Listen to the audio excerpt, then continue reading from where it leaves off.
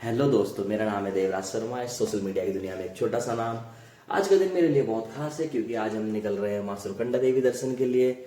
यह सिर्फ एक ट्रिप नहीं, एक डिवाइन जर्नी है। और चलिए आप सभी को ले चलते हैं इस पवित्र यात्रा पर।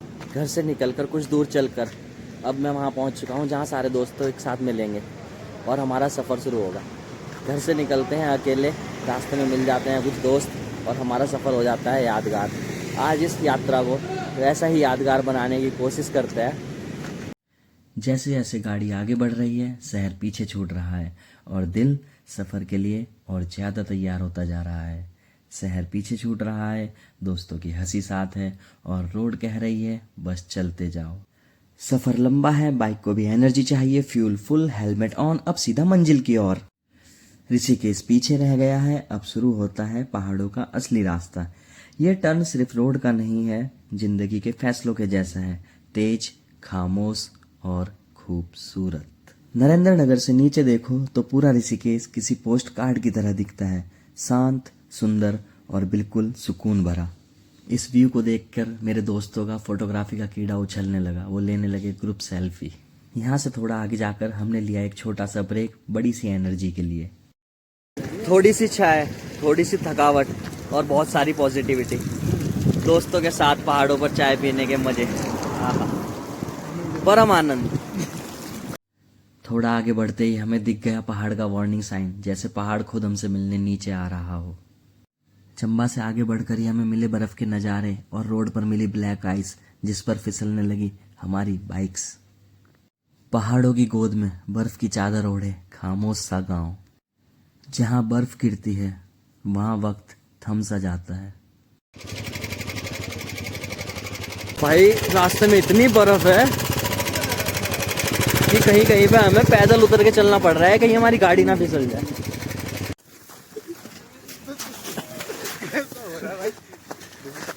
लो मार मार मार मार मार मार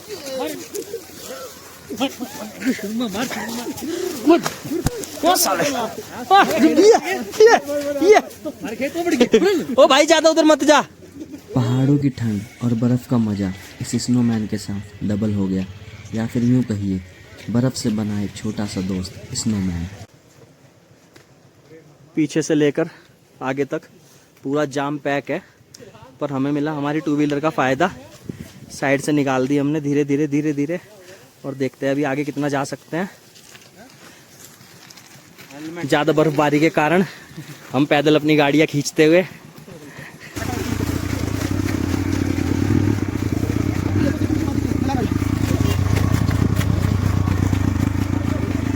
सारे टेम्पो ट्रैवलर जाम बैक। हाँ ना धमोटी वाला रास्ता भाई पूरा जाम होगा क्योंकि सामने में बढ़िया बर्फ।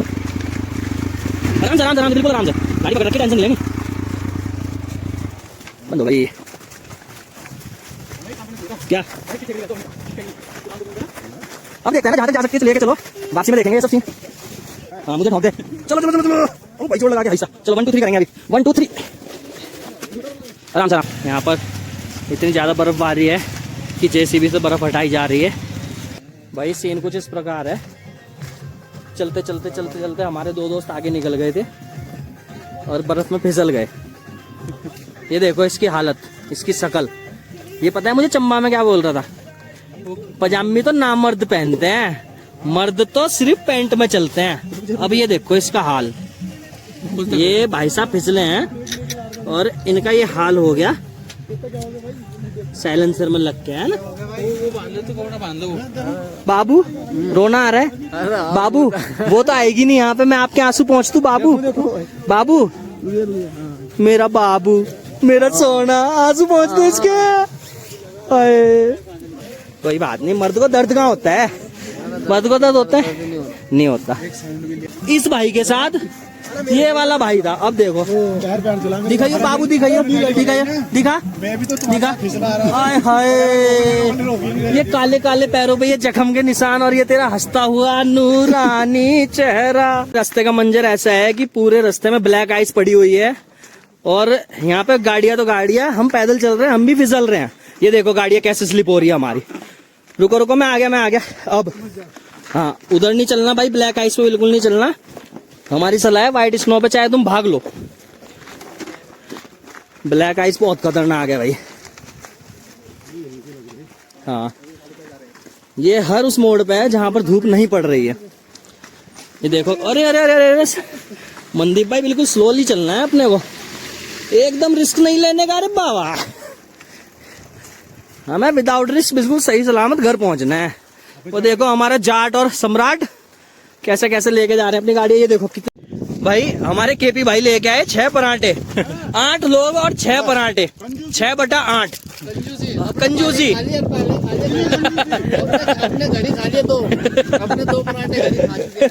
अब देखो भूख लग रही है, बिस्कुट के पैकेट फाड़े जा रहे हैं। ये हरियाणा के जमींदार बिस्कुट लाए हैं। देखो भाई कुछ भी हो, मजा बुला रहा है, एंजॉयमेंट हो रही है। सुरकंडा देवी पहुंचते हैं भाई। अभी सीन कुछ इस प्रकार है, ये देखो गाड़ियों के पहिए स्लिप हो रहे हैं एक दूसरे की गाड़ी में धक्के मारकर ले जाते हुए। आगे देखो पूरा पहाड़ बर्फ से ढका हुआ, पेड़ों से बर्फ टपक रही है। बिल्कुल ही खतरनाक औसम वाला मौसम हो रखा है। हम रहते हैं हरिद्वार में और यहाँ सुरकंडा देवी पे एक अलग ही उत्तराखंड देखने को मिल रहा है भाई। चलते चलते हम थोड़ा आगे आए और अब बर्फ का आलम ऐसा है मारू कि स्कूटियाँ ऊपर चढ़ा रखी हैं लोगों ने। और ये भाई गाड़ी ये है ना, देखो स्कूटी छोटे हाथी में लोडेड है। इसके अंदर कितनी है, 3-4। हाँ देवा भाई,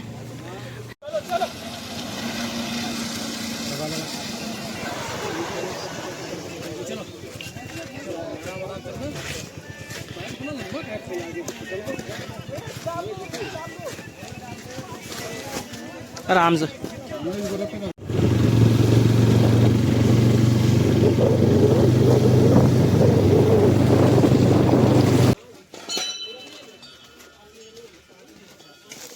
यहीं से शुरू होता है माँ सुरकंडा देवी का ट्रैक।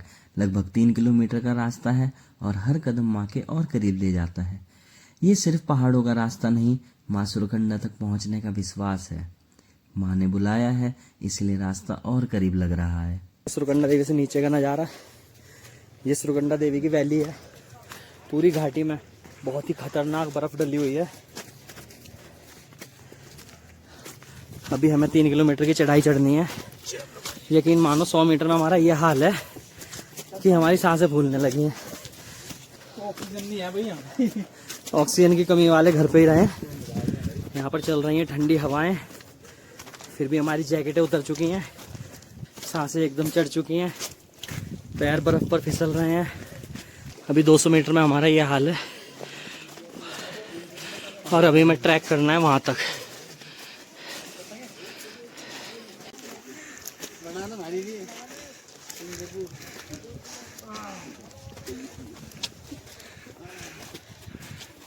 अभी हमने 200 या 300 मीटर की चढ़ाई चढ़ी है और हमारी लिटरली हालत खराब हो गई है। हमारे कुछ दोस्त आगे निकल गए हैं। हेलो भैया, कैसे हो भैया? कहाँ से आए हो? हम उत्तराखंड से, कोटद्वार से। अभी हमारे कोटद्वार वाले एक भैया आगे बढ़ चुके हैं, मनदीप। और भैया कैसा रहा यहाँ तक का सफर? थोड़ा टफ है आज का। टफ है? पहले भी आए हो आप कभी? नहीं फर्स्ट टाइम है, मेरा भी फर्स्ट टाइम है। विद फैमिली हो भैया आप तो? हाँ जी विद फैमिली। और जब रास्ते में आपको स्नो मिली थी तो फिर कैसा रहा आगे? कठिनाई हुई रास्ते में कहीं पे? हाँ? कहीं पे रास्ते में कठिनाई हुई? थोड़ी सी गाड़ी फंस गई थी बीच। हमारी भी फंसी, हमने एक बाइक 8-8 लोगों ने उठाई है, तब हम यहाँ पे पार होके आए हैं। आप 4 व्हीलर में आए थे ना? हाँ? हमने आपकी गाड़ी में धक्का लगाया था। वो उन मैडम को देख के पहचाना मैंने। वो गिर गई थी ना, वो पीछे से गिर गई थी ना। हाँ, उड़न खटोले की सेवाएं आज के लिए रद्द है। आज सिर्फ 11 नंबर की गाड़ी है। अभी चढ़ते हुए हुई है हमें 15 मिनट और हमारे हाल ऐसे हैं कि हमारे केपी भैया एक बार 2 बार 2 बार हो गया इसका। केपी भैया का स्कोर है 2। अभी तक भाई मेरा स्कोर है 0 और पैर फिसल रहे हैं। कभी 0 से बढ़ के 1-2 हो जाए, कुछ नहीं पता। चढ़ते चढ़ते हो गया है आधा घंटा। हमारे कुछ दोस्त आगे निकल गए, कुछ पीछे रह गए, हम 4 साथ में। चढ़ते चढ़ते थकान होती है, सांसें तेज होती हैं। लेकिन जब माता की भक्ति साथ हो तो कदम खुद ब खुद चलने लगते हैं। बोलो सुरकंडा माता की जय। कैसा लग रहा है दोस्तों? एकदम मजा आ रहा है भाई। मेरा तो जी लग गया भाई। गामा हेलो गामा गामा की बहुत याद आ रही है यार, मिस कर रहा हूँ मैं यार। ये तो मैं कह रहा हूँ ना। ऋतिक तेरा गिरने का स्कोर कितना है? एक बार गिरा। एक स्कोर है भाई ऋतिक का। 2 बार केपी गिर चुका मेरे सामने। नहीं मैं कहाँ गिरा, अभी मेरे पैर फिसले हैं, अभी चढ़ते हुए एक बार भी नहीं गिरा भाई मैं। तो भाई आधी से ज्यादा यात्रा खत्म हो गई है। गेट सुरकंडा देवी का, थोड़ी देर में करेंगे हम दर्शन। अभी हम कर रहे हैं अपने साथ वालों का वेट। राकेश भाई देखना जरा वो मक्खी मच्छर कहाँ रह गए, दिख रहे हैं कहीं?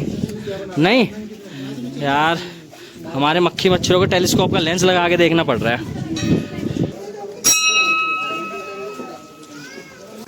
कठिन ट्रैक के बाद जब सुरकंडा माता के पवित्र प्रांगण में पहुंचते हैं तो लगता है जैसे माँ ने खुद बुला लिया हो। पैर थके हुए जरूर थे, सांस भी भारी थी, लेकिन माँ के दर्शन होते ही मन निर्मल हो गया। उस पल महसूस हुआ कि ये पूरी यात्रा, हर कदम, हर मुश्किल सिर्फ माता के दर्शन के लिए ही तो थे। माता का वो शांत दिव्य रूप पल भर में सारी थकान और चिंता हर लेते हैं। यहाँ आकर समझ आता है कि जब भक्ति साथ चल रही हो तो रास्ते की कठिनाइयाँ भी प्रसादम बन जाती हैं। सुरकंडा माता के चरणों में आकर दिल बस इतना ही कहता है, माँ आपका शुक्रिया इस अनुभव के लिए, इस शांति के लिए। जय माँ सुरकंडा देवी। दर्शन के बाद माँ के प्रांगण में खुशी के कदम थे। वीडियो बनाते हुए थोड़ी सी लापरवाही हुई और गीली बर्फ ने सीधा जमीन दिखा दी। पहले सम्राट, फिर मैं और मेरे बाद राहुल गिरा और इस तरह मेरा स्कोर 0 से बढ़कर 1 हो गया। हम एक एक कर धड़ाम गिरते गए। दर्शन के बाद मुझे और मेरे दोस्तों को चढ़ा रील का भूत। दोस्तों के साथ बर्फ में ठंड कम, मस्ती डबल। प्लान था स्टाइल में नीचे उतरने का, पर बर्फ ने तो फ्री में roller coaster ride they the. In short ये कह सकता हूँ बर्फ में संभल कर चलना सिखाया और गिरकर जीना भी।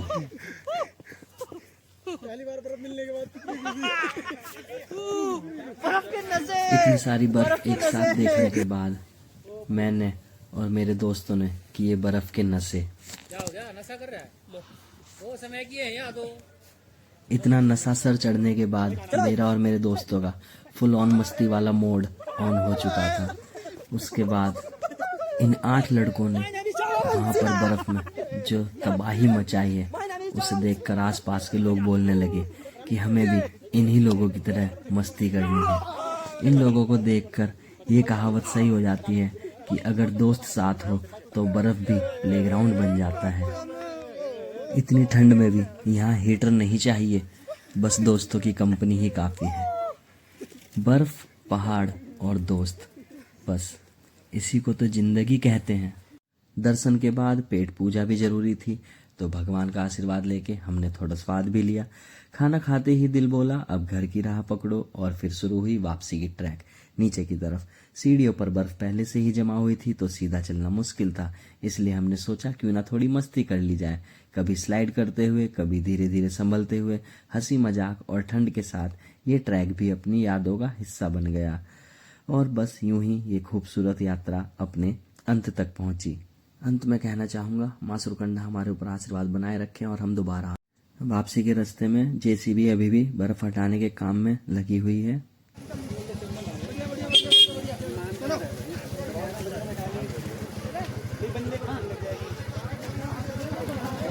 लिटरली 2 घंटे हो गए, 200 मीटर भी नहीं बढ़ पाए हम, इतना तगड़ा जाम लगा हुआ है वापसी वाले रास्ते पे।